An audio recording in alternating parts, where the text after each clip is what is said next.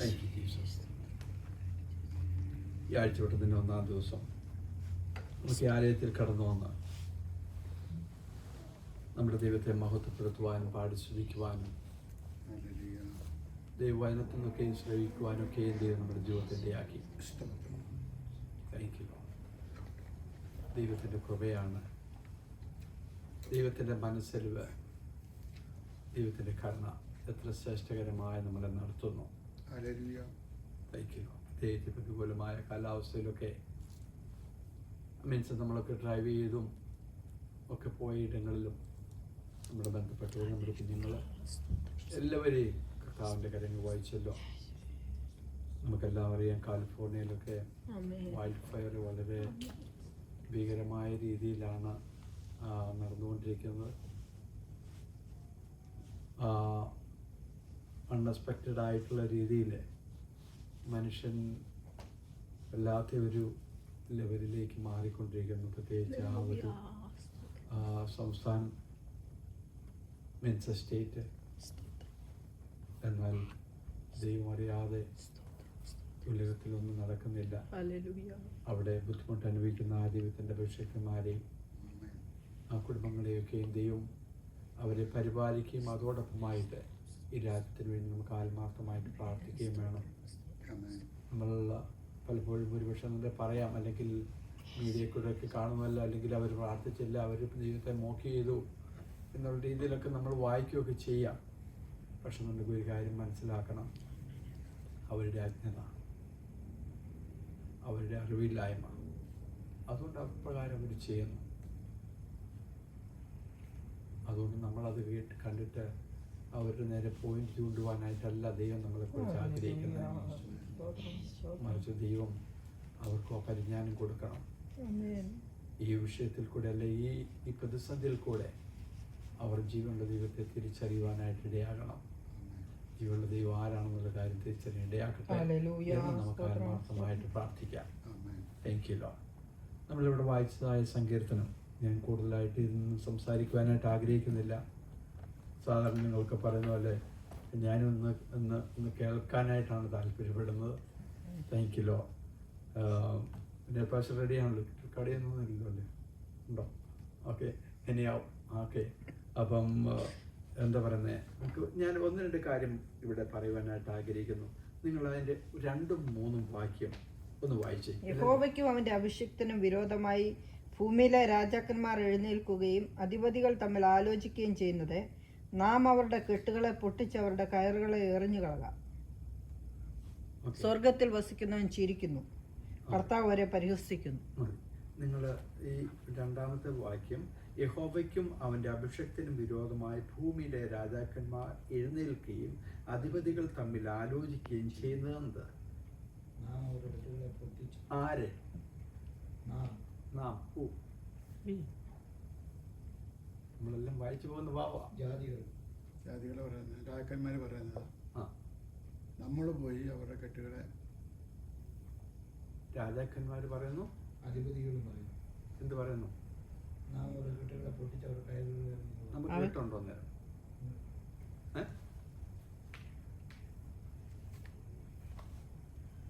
നമുക്ക് കയറുണ്ടോ? നിങ്ങൾ പറഞ്ഞത് ശരിയാ, പറഞ്ഞത് ശരിയാ. നാം അവരുടെ ആര് പറയുന്നു? രാജാക്കന്മാരും അധിപതികളും ചേർന്ന് എന്ത് ആലോചിക്കുന്നു? ദൈവജനത്തിന് വിരോധമായിട്ട് നിൽക്കുന്നതായ, അല്ല, ദൈവജനത്തിന് വിരോധമായിട്ട് ദൈവജനത്തിന് അനുകൂലമായിട്ട് നിൽക്കുന്നതായ കെട്ടുകളുണ്ട്, കയറുകളുണ്ട്, അതിനെ പൊട്ടിക്കാനായിട്ട്. ഇത് കേട്ടാ മനസ്സിലാക്കാൻ വേണ്ടി ഞാൻ പറയുന്നു, അത്രേ ഉള്ളൂ.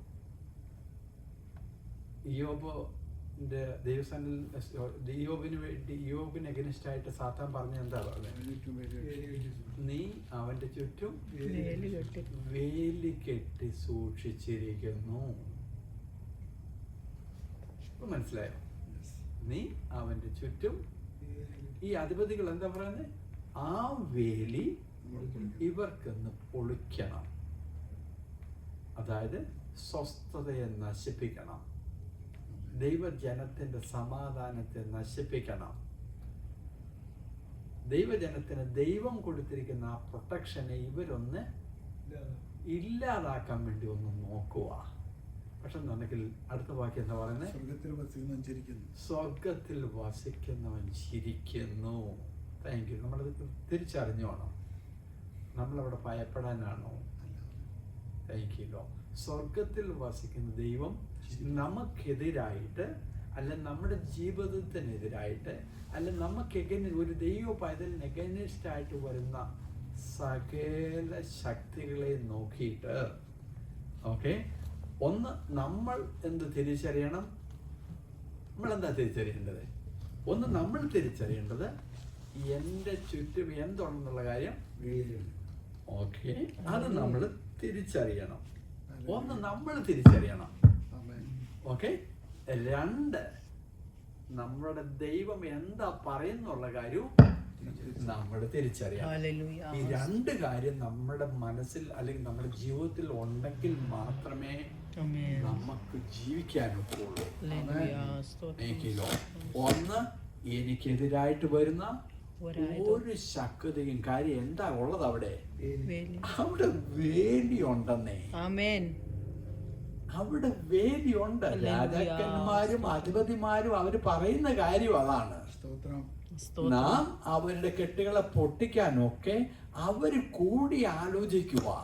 ശത്രു കൂടി ആലോചിക്കുന്ന കണ്ടൊന്നും നീ ഭയപ്പെടരുത്. ശത്രു കൂടി ആലോചിക്കുന്ന കണ്ട് നീ ഭയപ്പെടുന്നുവെങ്കിൽ നീ ദൈവം നിനക്ക് തരുന്നതായ പ്രൊട്ടക്ഷനെ നീ തിരിച്ചറിയുന്നില്ല. ഒരു ദൈവത്തിന്റെ പൈതലിന്റെ പ്രൊട്ടക്ഷൻ, നമ്മുടെ ദൈവം എന്താ അവിടെ അടുത്ത വാക്യം പറയുന്നത് എന്താണ്? ദൈവം അവരെ നോക്കി പരിഹസിക്കുന്നു. Thank you. ദൈവം നോക്കി പരിഹസിക്കുന്നു. ദൈവം വെച്ചതിനെ എടുത്തു കളയാൻ ഒരു ശക്തിക്കും സാധിക്കത്തില്ലെന്ന്. ഒരു രാജാക്കന്മാർക്കും ഒരു ദുഷ്ടശത്രുവിനും അതിനെ ബ്ലോക്ക് ചെയ്യാനായിട്ട് അല്ലെങ്കിൽ അതിനെ ഓവർകം ചെയ്യാനായിട്ട് ഒരു ശക്തിക്കും സാധ്യമല്ല. നമ്മുടെ ദൈവം നോക്കി എന്ത് ചെയ്യുന്നു? ചിരിക്കുന്നു, പരിഹസിക്കുന്നു. അപ്പം ഈ തിരിച്ചറിവുള്ള നമ്മൾ എന്ത് വേണം? നമ്മൾ അവിടെ ബോൾഡായിട്ട് നിൽക്കണം. എനിക്ക് ചുറ്റും എന്താണുള്ളത്? Thank you. അതിനെക്കുറിച്ച് വ്യക്തമായിട്ട് നമുക്കറിയാം. നമ്മൾ പല പ്രാവശ്യം പറയുന്ന ഒരു പോയിന്റാണ്, എലീശയ്ക്കെതിരായിട്ട് വലിയൊരു പടജനം വരുന്നു എന്ന് കണ്ടു കഴിഞ്ഞപ്പോഴത്തേക്ക് എന്താ ചെയ്തത്? എലീശ ഭയപ്പെട്ടു, അല്ലേ? ഇങ്ങനെയല്ലേ അവിടെ എഴുതിയിരിക്കുന്നത്? ആണോ? ഓക്കെ, നിങ്ങൾക്ക് ആർക്കും അറിയാൻ മേലെന്ന് തോന്നുന്നു. എലീശ ഒന്നും പേടിക്കുന്നില്ലെന്നേ. എലീശ ഒന്നും പേടിക്കുന്നില്ല. ആരാ പേടിക്കുന്നത്? എലീശയുടെ ബാല്യക്കാരൻ പേടിക്കുന്നു. ഓക്കെ, കാഴ്ചപ്പാടില്ലാത്തവൻ പേടിക്കുന്നു. കാഴ്ചപ്പാടുള്ള എലീശ അവിടെ ബോൾഡായിട്ട് നിന്നിട്ട് എന്ത് ചെയ്യുന്നു? ദൈവമേ, ഇവന്റെ കണ്ണെന്ന് തുറക്കണം. നമ്മുടെ കണ്ണ് അടഞ്ഞിരിക്കുവാണോ ഇല്ലയോ? എനിക്കില്ലോ നമ്മുടെ കണ്ണിനെയും തുറക്കണോ? അതിനുവേണ്ടിയാണ് നമ്മൾ പ്രാർത്ഥിക്കേണ്ടത്.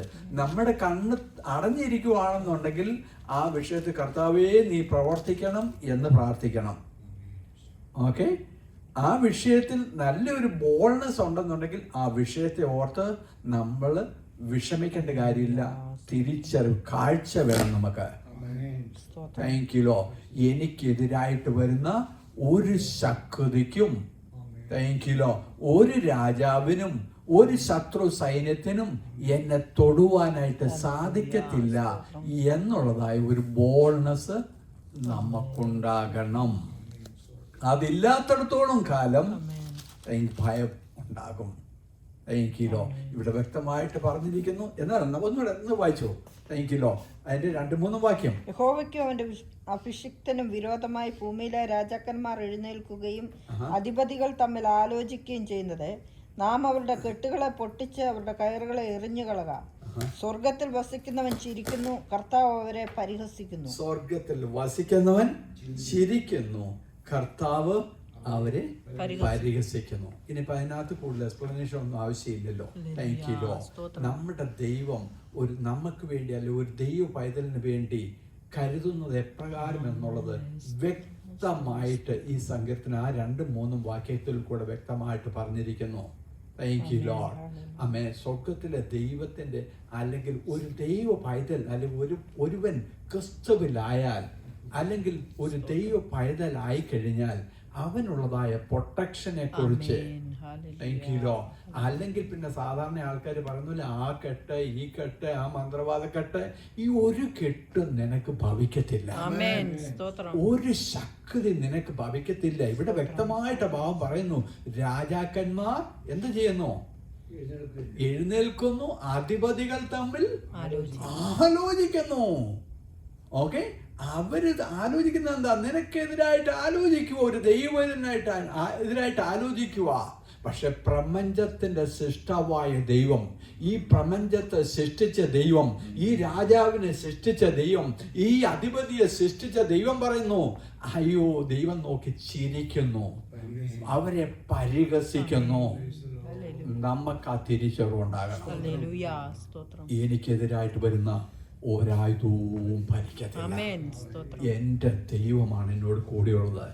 എൻ്റെ ദൈവത്തിൻ്റെ സാന്നിധ്യമാണ് എന്നോട് കൂടിയുള്ളത്. എൻ്റെ ദൈവത്തിൻ്റെ പലപ്പോഴും നമുക്ക് എന്ത് സംഭവിക്കുന്നു? ഇതൊക്കെ ഒന്ന് തിരിച്ചെന്ന്. പക്ഷെ നമ്മൾ സാധാരണ രീതിയിൽ നമ്മൾ പ്രാർത്ഥിക്കുന്നവരാണ്. പക്ഷെ എന്നുണ്ടെങ്കിൽ വിശ്വാസക്കുറവുണ്ട്. അതിനെക്കുറിച്ച് ഒരു ഭാഗം കൂടെ നമ്മൾക്കറിയാം. അപ്പോസ്തല പ്രവൃത്തി 12-ാം അധ്യായത്തിൻ്റെ അപ്പോസ്തല പ്രവൃത്തി 12-ാം അധ്യായത്തിൻ്റെ 7-ാം വാക്യം. പെട്ടെന്ന് കർത്താവിന്റെ ദൂതൻ അവിടെ പ്രത്യക്ഷനായി. വായിച്ചോ. അറയിൽ ഒരു വെളിച്ചം പ്രകാശിച്ചു.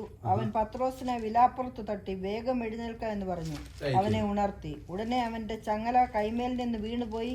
ദൂതൻ അവനോട് അരകെട്ടി ചെരുപ്പിട്ട് മുറുക്കുക എന്ന് പറഞ്ഞു. മതി. Thank you law. ഓക്കെ, അതിനുശേഷം ആ സംഭവങ്ങളൊക്കെ നമുക്ക് വളരെ വ്യക്തമായിട്ട് എല്ലാവർക്കും അറിയാവുന്ന കാര്യങ്ങളാണ്. ഓക്കെ, എന്താണ് അവിടെ നടന്നെന്നുള്ള കാര്യം. പക്ഷെ എന്നുണ്ടെങ്കിൽ ഞാൻ ഇവിടെ ഇരുന്ന് കഴിഞ്ഞപ്പോഴത്തേക്ക് വീണ്ടും എൻ്റെ മനസ്സിലേക്ക് വന്നു.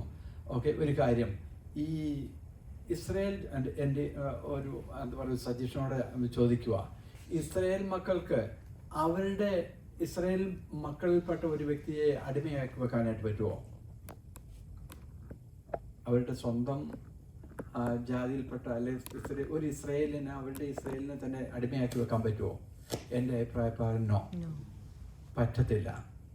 ഓക്കെ, ഇവിടെ അതിന് ആ ഭാഗം വായിച്ചു കഴിയുമ്പോഴത്തേക്ക് എന്താ നമ്മൾക്ക് പറയുന്നത്? അവിടെ ആരായി സെന്റ് പോള് ഇവിടെ അല്ലെങ്കിൽ പത്രോസ് തടവിലായിരുന്നു. നമുക്ക് ആ വിഷയങ്ങളൊക്കെ നന്നായിട്ട് അറിയാം. പത്രോസ് തടവിലായിരുന്നു. Thank you Lord. അതിനുശേഷം എന്നിട്ട് അതിന്റെ 12-ാം വാക്യം ഒന്ന് വായിച്ചു. 13-ാം വാക്യം. അവൻ പടിപ്പുര മുട്ടിയാറെ രോധ എന്നൊരു ബാല്യക്കാരത്തി വിളി കേൾപ്പാൻ അടുത്തു വന്നു. മതി.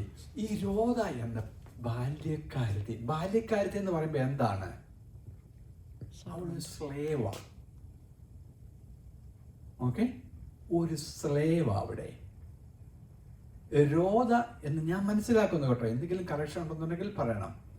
ഈ രോധ എന്ന ഈ ബാല്യക്കാരി കാര്യം അക്കോർഡിംഗ് ടു, അതായത് അവരുടെ സിസ്റ്റം അനുസരിച്ച്, അവരുടേതായിട്ടുള്ള ഒരു രീതി അനുസരിച്ച് അവരുടെ ഇതിൽപ്പെട്ടതായ ഒരു വ്യക്തി അവർക്ക് സ്ലേവായിട്ട് വെക്കാനൊക്കത്തില്ല. ഈ രോധ, അതിൽ പിന്നെ നമ്മൾ പേരും കൂടെ നോക്കണം. ഈ രോധ എന്ന അവളുടെ പേര് മറിയോന്നോ അല്ലെങ്കിൽ മിരിയാമെന്നോ അല്ലെങ്കിൽ എന്താ പറഞ്ഞ അല്ലെങ്കിൽ ബൈബിളിലുള്ളതായ പേരുകൾ അല്ലെങ്കിൽ പഴയ നിയമ വിശുദ്ധന്മാർ ആ പട്ടികപ്പെട്ട ആരുടെ പേരായിട്ടൊന്നും ഞാൻ കാണുന്നില്ല. ആണോ? അല്ല. ഈ രോധ എന്ന ഒരു പേരും കൂടെ നമുക്ക് അവിടെ മനസ്സിലാക്കുമ്പോൾ അവൾ ആരായിരുന്നു എന്നുള്ള കാര്യം വിനോദ് പാഷ എങ്ങനെയാണോ? കേൾക്കുന്നുണ്ടോ? നമ്മൾ അതോടെ നമ്മൾ മനസ്സിലാക്കി കഴിയുമ്പോഴത്തേക്ക് ഇവളൊരു സ്ലേവായിരുന്നു. അല്ലെങ്കിൽ ഏതായാലും അവിടെ വ്യക്തമായിട്ട് പറഞ്ഞിരിക്കുന്നു, അവളൊരു ബാല്യക്കാരത്തിയാണ് എന്നുള്ള കാര്യം കൂടെ അവിടെ വ്യക്തമായിട്ട് പറയും. പക്ഷെ എന്നുണ്ടെങ്കിൽ അവൾ ബാല്യക്കാരത്തി ആയതുകൊണ്ട് അവൾ എന്ത് ചെയ്യുന്നു? മറ്റുള്ളവർ എന്ത് ചെയ്യുന്നു? പത്രോസ് എന്ന് വാതിക്കൽ മുട്ടുമ്പോഴത്തേക്ക് അവൾ ചെന്നിട്ട് എന്ത് ചെയ്യുന്നു? പത്രോസിന്റെ സൗണ്ട് അവൾ തിരിച്ചറിയുന്നു. ബാല്യക്കാരത്തിയായിട്ടും അവൾ പത്രോസിന്റെ സൗണ്ട് തിരിച്ചറിയുന്നു. ഒന്ന് മനസ്സിലാക്കുക, നീ ആരാണെന്നുള്ള കാര്യം ഒന്നും ദൈവത്തിന് പ്രശ്നമല്ല. നിന്റെ പ്രാർത്ഥന ദൈവം കേൾക്കുന്നു. നിന്റെ പ്രാർത്ഥനയുടെ മറുപടി നീ തിരിച്ചറിയും. എല്ലാവർക്കും അത് തിരിച്ചറിയാൻ പറ്റത്തില്ല. അവൾക്കൊരു പൂർണ്ണമായിട്ട് ഒരു പക്ഷം തുടങ്ങി ഞാൻ ഇങ്ങനെ വിചാരിക്കുന്നു, അവൾ ആഗ്രഹിച്ചായിരിക്കും ഇപ്പോൾ പത്രോസ് അവിടെ വരണം, ഇപ്പോൾ പത്രോസ് അവിടെ മടങ്ങി വരണം, ആ വാതിക്കൽ വന്ന് മുട്ടണം. അവൾ ഒരു വിഷയം ആ ഒരു പൂർണ്ണമായ ഉറപ്പോടുകൂടിയായിരിക്കും അവൾ പ്രാർത്ഥിച്ചുകൊണ്ടിരുന്നത്. അവളുടെ പ്രാർത്ഥന പോലെ അവളുടെ ചെവിയിൽ അവൾ കേട്ടത് അവൾ വിശ്വസിച്ചു. അവൾ പൂർണ്ണമായിട്ടും വിശ്വസിച്ചു. മറ്റുള്ളവർ പ്രാർത്ഥിക്കുന്നുണ്ട്, പക്ഷെ എന്നുണ്ടെങ്കിൽ അവർക്ക് വിശ്വസിക്കാൻ പറ്റുന്നില്ല. എന്താണ് അവർ പറയുന്നത്? അവന്റെ ആരാധന, അവന്റെ ഒരു ദൂതനോ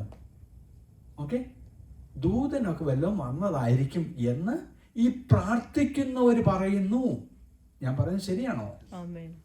ഈ പ്രാർത്ഥിക്കുന്നവർ തന്നെ പറയുന്നു. അവർക്ക് വിശ്വസിക്കാൻ സാധിക്കുന്നില്ല. പക്ഷെ എന്നുണ്ടെങ്കിൽ ഈ രോധ എന്ന ബാല്യക്കാരത്തി പത്രോസിനെ കണ്ടോ? കണ്ടില്ല. ശബ്ദം മാത്രമേ കേട്ടുള്ളൂ. ശബ്ദം കേട്ട് തിരിച്ചറിഞ്ഞ രോധ ചെന്ന് മറ്റുള്ളവരോട് പറയുമ്പം അവളെ ഇവര് പരിഹസിക്കുന്നു. എന്നാൽ തിരിച്ചറിഞ്ഞ രോധ പറയുന്നു, ഇല്ല, ഞാൻ വ്യക്തമായിട്ട് പറയുന്നു ആരാണെന്നുള്ള കാര്യം. അപ്പോൾ വിശ്വസിക്കുന്ന ഒരു ഗ്രൂപ്പ് ആരെ? ഈ ബാല്യക്കാരത്തെ വിശ്വസിക്കുന്നു. ആമേൻ. അവളുടെ പ്രാർത്ഥന അല്ലെങ്കിൽ ഞങ്ങൾ പ്രാർത്ഥിച്ചതായ പ്രാർത്ഥനയ്ക്ക് മറുപടിയായിട്ട് പത്രോസ് വാതിക്കൽ നിന്ന് മുട്ടുവാണെന്നുള്ളത്. ഇവർ പ്രാർത്ഥിച്ചുകൊണ്ടിരുന്ന വിഷയം എന്താണ്? പത്രോസിനെ എപ്രകാരമെങ്കിലും നാളെ ഒരുപക്ഷെ എന്നുണ്ടെങ്കിൽ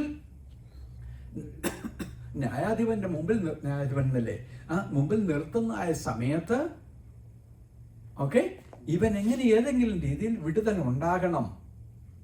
യോഹന്നാന് സംഭവിച്ചതുപോലെ അവിടെ സംഭവിക്കരുത് എന്നിവര് പ്രാർത്ഥിക്കുമ്പോഴത്തേക്ക് അതിനപ്പുറത്തായിട്ട് സൂപ്പർ നാച്ചുറലായിട്ട് പ്രവർത്തിക്കുന്ന ഒരു ദൈവം, നിന്റെ പ്രാർത്ഥന കേട്ട് അത്ഭുതം പ്രവർത്തിക്കുന്ന ദൈവം, വിടുതൽ നൽകുന്ന ദൈവം, അത് നിന്റെ ചിന്തയിൽ പോലും നിരൂപിക്കാത്ത രീതിയിലായിരിക്കും. ആമേൻ. പ്രാർത്ഥനയ്ക്ക് മറുപടി എങ്ങനെയായിരിക്കും? ഒരു കാര്യം കൂടെ മനസ്സിലാക്കുക. നമ്മൾ ഒരു വിഷയത്തിന് വേണ്ടി അല്ലെങ്കിൽ ഒരു കാര്യത്തിന് വേണ്ടി നമ്മൾ പ്രാർത്ഥിക്കുമ്പോൾ ഹല്ലേലൂയ, താങ്ക് യു ലോർഡ്, ഏറ്റെടുക്കുന്നവർക്കായി ഞാൻ ദൈവത്തെ സ്തുതിക്കുന്നു. നിന്റെ ചിന്തയ്ക്കപ്പുറത്തായിട്ട്, നീ ചിന്തിക്കുന്നതിനപ്പുറത്തായിട്ട്, മനുഷ്യൻ ചിന്തിക്കുന്നതിനപ്പുറത്തായിട്ട്, മനുഷ്യന്റെ നിരൂപണങ്ങൾക്കപ്പുറത്തായിട്ട് സൂപ്പർ നാച്ചുറലായ നിന്റെ മുമ്പിൽ വാതിൽ തുറക്കുന്ന ദൈവം, നിന്റെ മുമ്പിൽ പ്രത്യക്ഷപ്പെടുന്ന ദൈവം. അവിടെ വ്യക്തമായിട്ട് എഴുതിയിരിക്കുന്നു, സഭ ശ്രദ്ധയോടുകൂടെ പ്രാർത്ഥിച്ചു.